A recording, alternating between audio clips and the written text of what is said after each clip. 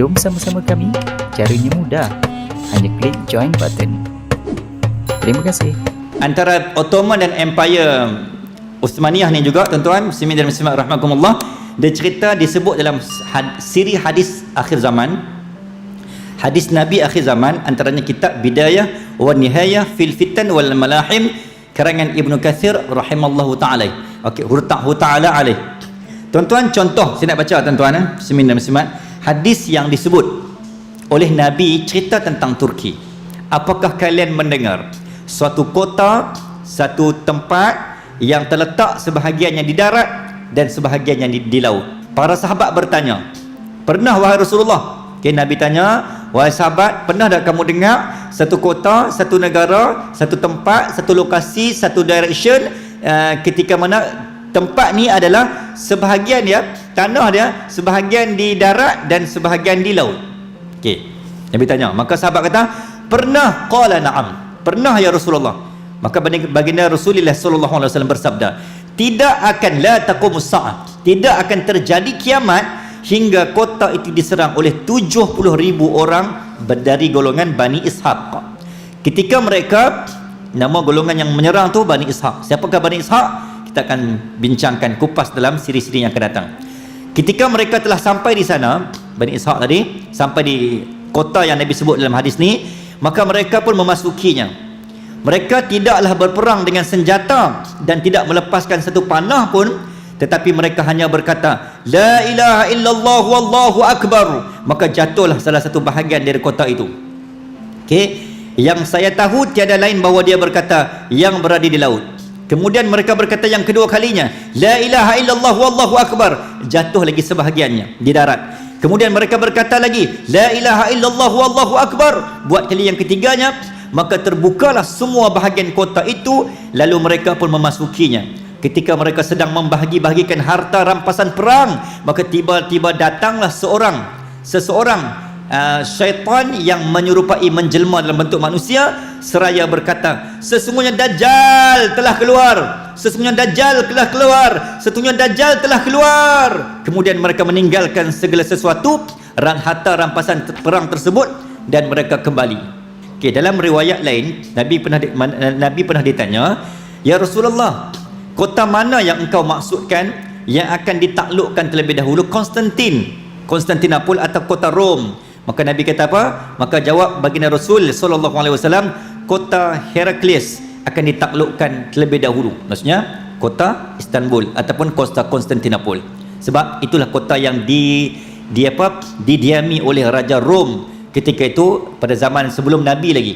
Tuan-tuan muslimin dan muslimat, ibu-ibu dan ayah-ayah rahimakumullah. Maka hadis ni menjadi satu dasar, menjadi satu punchline untuk kita bincangkan. Rupanya tuan-tuan, ibu dan ayah-ayah, cerita tentang Ottoman kita kena sembang sebab apa? Esok-esok tempat ni lah yang kita akan pergi tumpang, tempat ni lah kita akan tumpang berteduh di saat negara lain semua dah dijarah dan dijajah oleh Dajjal dan sebagainya, ataupun musuh-musuh Allah. Tuan-tuan muslimin dan muslimat, ibu dan ayah-ayah, okay? Negara akhir, naungan umat Islam seluruh dunia. Itu satu-satunya harapan negara dunia yang akan kita tumpang berteduh. Negara lain dah lenyap dah. Okay? Musuh-musuh Syiah, kafir, Yahudi dah buat macam-macam dah kat negara lain, bom dan sebagainya. Tinggal Turki itu saja akan menjadi tempat naungan kita.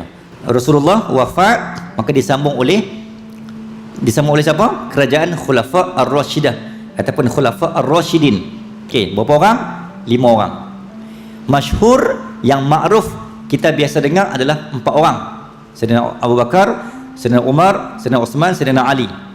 Dalam kitab Sallallahu Alaihi Muhammad, tengok dalam sejarah Hayatus Sahabah, sahabat-sahabat yang menyokong hadis ni, dan juga pastinya kitab tentang bibliografi tentang 4 orang Khulafa Ar-Rasyidin ni, tuan-tuan muslimin dan muslimat, nak beritahu bahawa rupanya tuan-tuan, kerajaan yang meneruskan ataupun pimpinan frontliner yang meneruskan kepimpinan Rasulullah sallallahu alaihi wasallam selepas 12 Rabiul Awal 632 Masih Nabi wafat, maka dia ada 5 orang yang bersamaan dengan 30 tahun. Maka 30 tahun itulah yang pertama wujudnya sistem khalifah. Okey, buat pertama kalinya wujudnya sistem khalifah. Habis khalifah dia panggil sistem warisan.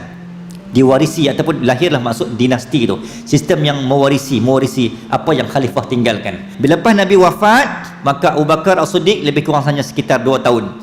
Tak lama lepas tu Umar, saya ringkaskan cerita, sampailah Sayyidina Ali, tuan-tuan muslimin dan muslimat, lebih kurang 29 tahun 6 bulan. Daripada sejak Abu Bakar ambil alih, Nabi wafat, sampailah zaman Sayyidina Ali lebih kurang 29 tahun 6 bulan lepas Sayyidina Ali wafat, terbunuh. Okey, 29 tahun 6 bulan. Sedangkan dalam riwayat mengatakan bahawa tempoh duration, durasi tempoh kepimpinan Khulafa' Ar-Rasyidin 30 tahun. Dalam kitab sejarah, di sekolah rendah, sekolah menengah pun dibincangkan 30 tahun. Mai kat mana lagi 6 bulan lebih tu. Sebab kalau kita tengok pada durasi tempoh kepimpinan Khulafa' Ar-Rasyidin daripada Abu Bakar As-Siddiq sampai Sayyidina Ali karramallahu wajhah hanya sekitar 29 tahun 6 bulan. So baki 6 bulan tak cukup.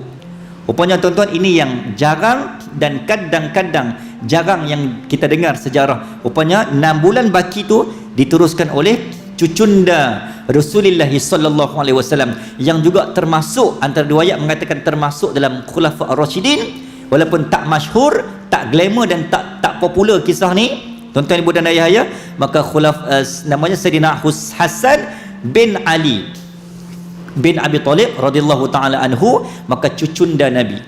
Rupanya Sayyidina Hasan pun meneruskan kepimpinan di saat bergolak antara Khawarij ke Syiah. Waktu tu dah kelam kabut dah. Okey, sebelum diteruskan dan berakhirnya sistem Khulafa' Ar-Rasyidin dimulakan oleh Muawiyah bin Abi Sufyan, maka bermulalah sistem warisan dinasti pertama yang bernama Bani Umayyah. Okey, jadi tempoh 6 bulan ni tempoh yang umat Islam bergelegak. Sebab apa? Waktu itulah Syiah timbul sangat-sangat, sebab Sayyidina Ali pun dah wafat seumpamanya. Maka Sayyidina Hasan menerima kepimpinan yang ditinggalkan oleh ayahnya Sayyidina Ali bin Abi Talib ketika itu dalam keadaan Islam dah tak berapa nak stabil.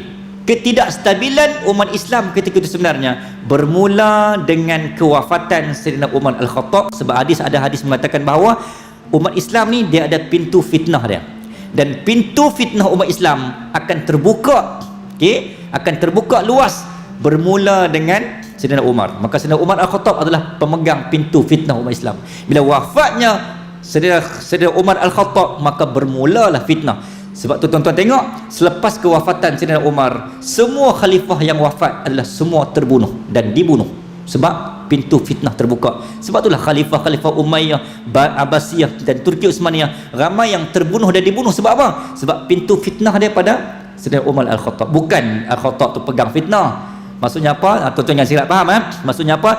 Pintu umat Islam, penjaga kita adalah Sayyidina Umar Al-Khattab. Dia umpama pendinding, junnah, perisai. Tapi bila perisai ayah kita tak ada, maka bila ayah tak ada siapa harapan, maka bermulalah fitnah. Apa yang dia maksud dia kat situ? Bukannya Sayyidina Umar yang menyebabkan fitnah, bukan. Okey, so kena faham jelas kat situ. Fitnah mai selepas frontliner tu tak ada. Okey, yang pejuang kita tu. Sebab Sayyidina Umar kan pernah diangkat, ditulis Nabi kata apa? Lakana Umar. Andainya ada lagi Nabi selepasku, maka Sayyidina Umar lah.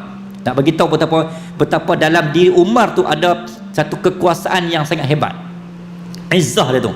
Okey, orang takut pada dia. Jadi bila orang takut pada dia, bila dia wafat, seorang tak takut dah lah. Sebab itulah dibunuh. Sayyidina Uthman pun dibunuh Ali, lepas tu Hasan, Husin, Karbala dan sebagainya. Kan, dipenggal kepala, apatah lagi masuklah khalifah-khalifah selepas itu, sampailah khalifah yang terakhir Sultan Abdul Hamid II. Lepas Khulafa' Ar-Rasyidin, Umayyah, Abbasiyah, lepas tu sebenarnya Turki Utsmaniyah. Kita sebut 3 aja. Itu yang paling besar, bukan paling besar, paling popular yang kita biasa belajar. Tapi sebenarnya dia ada dinasti ni yang kurang lebih yang saya sempat rujuk dalam ulama, dalam ustaz-ustaz kita. Antaranya disebut 16. Dinasti ni ada 16 dan kerajaan khalifah dia ada 33. Dia ada kerajaan di bawah dinasti Ayubiyah, Idrisiyah, Mamluk, Mamalik, Delhi, lahirnya Shah Jahan. Semua tu di bawah khalifah. Selama ni kita duk pergi Taj Mahal, kita tak tahu rupanya Shah Jahan ni antara orang kuat frontliner juga di bawah sistem khalifah Islam Delhi ketika itu. Sallallahu Muhammad di Agra, kerajaan Agra, Islam Agra memang sangat hebat. Kata ya Allah, hebatnya, patutlah Taj Mahal boleh terbina kalau tidak campur tangan kekuasaan Islam pada ketika itu. Sebab tu antara lain saya sebut, bila Al-Alang sebut tentang Shah Jahan ni, antara kelebihan Shah Jahan sebenarnya, dia telah menarik Mumtaz tu yang asalnya keluarganya adalah Syiah. Jadi dia telah Ahlussunnah wal Jamaah kan isterinya Mumtaz daripada Syiah menjadi Ahlussunnah wal Jamaah. Ini antara kisah yang jarang orang sebut. Tengok Taj Mahal, kita duk nampak binaan, kita duk nampak kehebatan, kecantikan. Kita kena nampak akidah seseorang sultan tu. Akidah Shah Jahan ni di mana? Apa kekuatan akidah dia? Kenapa Allah bagi izinkan dia ada Taj Mahal? Rupanya dia telah berjaya mengislamkan pemikiran dan juga akidah isterinya Mumtaz yang Syiah dulu. Dia masuk Islam, tiba-tiba Allah berikan hadiah Taj Mahal. Kita kena baca kot tu.